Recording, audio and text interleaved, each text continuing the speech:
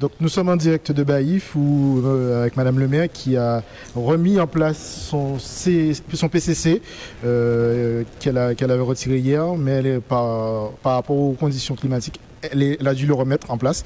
Donc Madame le maire, bonjour. Oui, bonjour. Alors, vous étiez obligé de remettre en place votre PCC? Ah ben non, le PCC il était resté en veille, puisque nous étions sous le pied de guerre depuis jeudi. Donc tout le monde est allé se reposer. On a laissé en veille. Ce matin, on a réactivé vraiment le PCC, puisqu'on avait déjà des alertes de la météo qui disaient qu'on allait être en vigilance jaune et en vigilance orange. Et ce matin, très tôt, on est passé, mais au cours de la nuit, on est passé en vigilance rouge. Donc c'était une obligation de réactiver le PCC. Donc vous voyez, les élus sont déjà là sous le pied de guerre. On a eu la montée des eaux au bout. Ce que l'on peut constater, c'est qu'on n'a pas eu les coulées de boue. Donc on suppose qu'il y a des travaux qui ont été faits en amont, il y a des travaux qui ont été faits juste avant le mauvais temps. Donc on suppose que cela nous a rendu service. Maintenant, les techniciens sont partis en reconnaissance avec d'autres élus. On attend, mais ce qu'il faut retenir, à partir du moment que la pluviométrie sera intense sur un laps de temps, on aura toujours la montée des eaux, puisque quand ça cesse, ça repart. Donc on est en attente et quand le mauvais temps va cesser, on fera encore d'autres reconnaissances.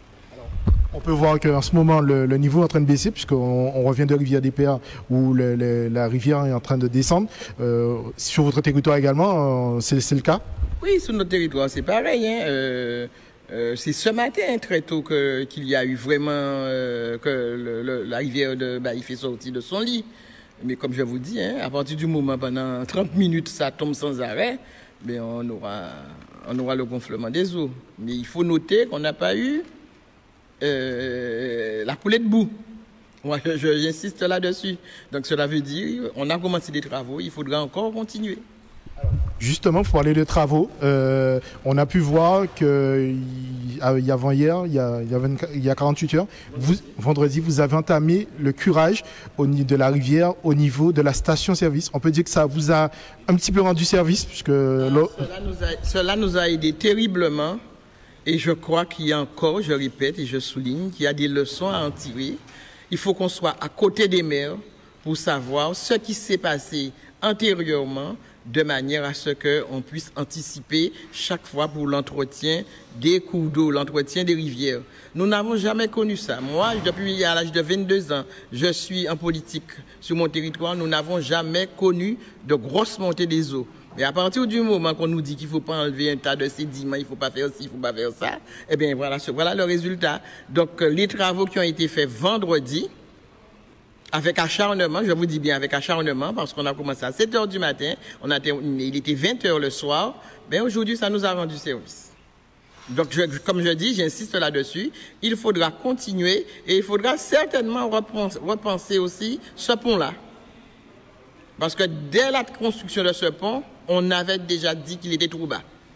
Et ça fait bien un bon nombre d'années qu'il a été construit. Donc maintenant, nous ne sommes pas à ce truc-là.